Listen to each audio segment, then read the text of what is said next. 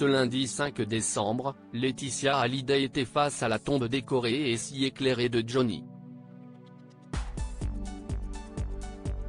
Lors de cette veillée, qui s'est déroulée à Saint-Barthélemy, au petit cimetière de Lorient, elle a décidé de porter la même robe ravissante déjà arborée le 11 décembre 2017 lors de l'enterrement de son époux. Ses filles Jade et Joy, retenues à Los Angeles pour leurs études, lui ont manqué. 5 ans ont passé mais la douleur est toujours présente. Il faut dire que tous les deux ils en ont vécu des choses.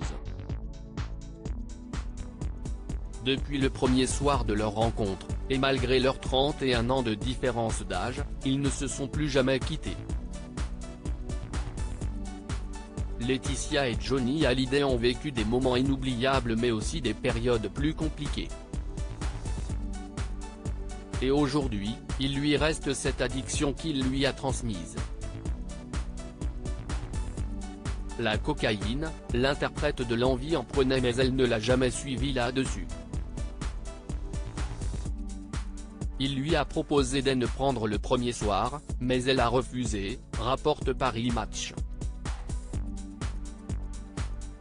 Mais si est-il bien la cortisone, cette addiction qu'il a transmise à son épouse. Parce que ce dernier en prenait à haute dose, comme Elvis avec son mélange de tramadol et de paracétamol. Elle m'avoue être là, en ce moment même, en sevrage, écrit notre confrère. J'ai des prises de sang toutes les semaines.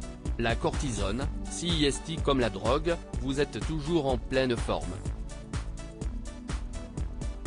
Vous êtes une âme de guerrière, vous pouvez déplacer des montagnes.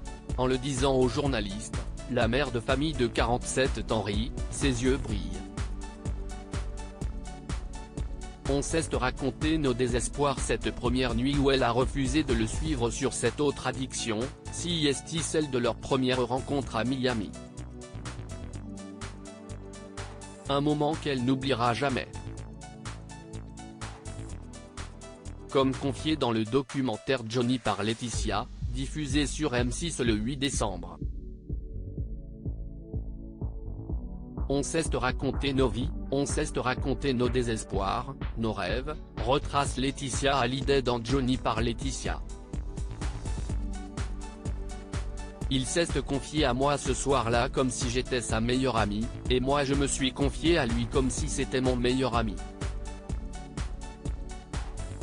On est allé au bout de la nuit ensemble, jusqu'à notre premier baiser, sur une 2 chevaux dans une station-service à Miami.